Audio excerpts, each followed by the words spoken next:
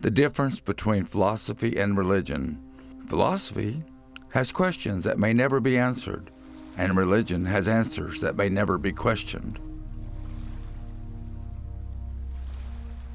As we enter upon our spiritual journey, I think awakening begins with questioning our early indoctrination to our particular religion, questioning how it resonates within ourselves, questioning if it's logical and if it's loving. If it's judgmental and it encourages you to hate certain people, you might question if that is really loving. My God's a loving God.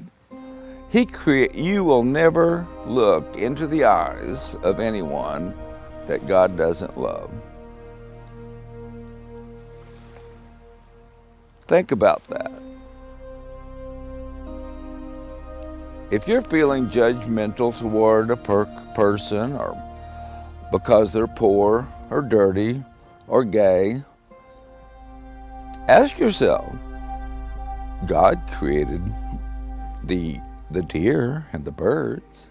He created humans. Does He not love His creation?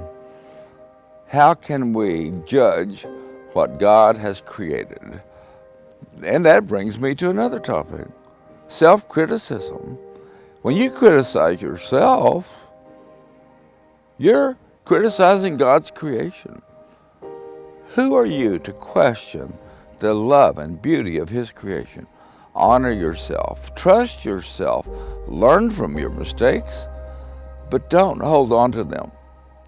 Mistakes happen and they pass by and you move on. They don't live with you forever.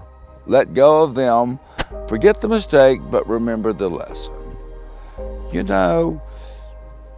Honor the divine essence within us.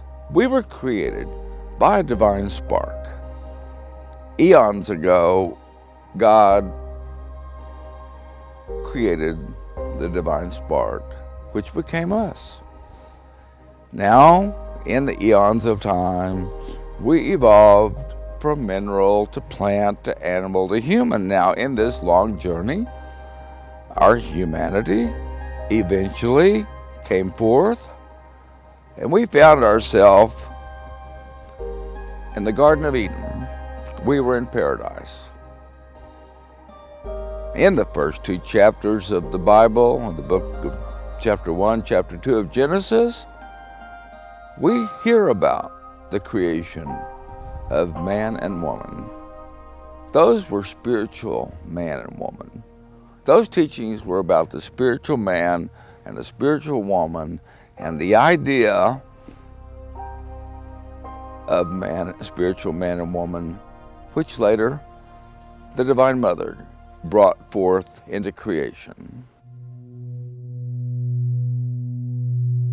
As we listen to the inner impressions coming forth from the silence, we learn to follow our intuition.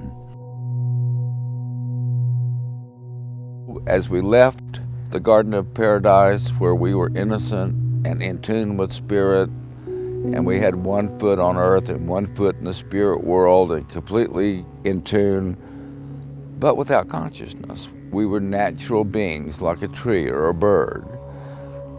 But Eve ate that apple. Well, that's the way the story goes. Actually, the Lucifer angels came forth and hovered over man and called forth consciousness. And with that consciousness that was called forth, man discerned good and evil. He had free will.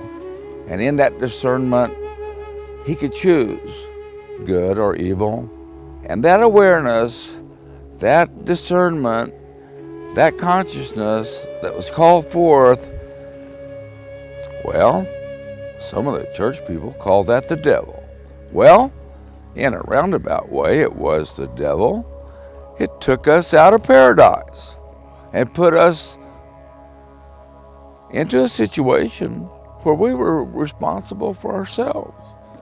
Well, if you want to ascend upward, back to our divine place in our divine kingdom, we must be faced with challenges.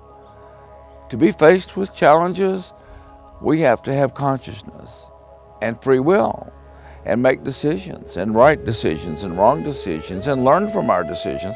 That's how we grow.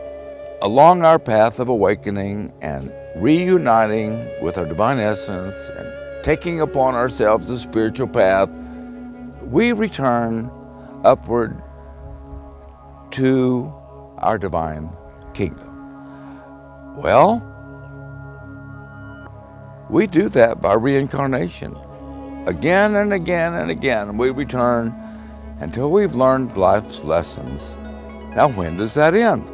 Well, upon reaching enlightenment, as did Buddha, the wheel of life and death ends, and we no longer have an obligation to return in this life body on earth. Then it becomes a choice. There's two paths in the nirvanic plane.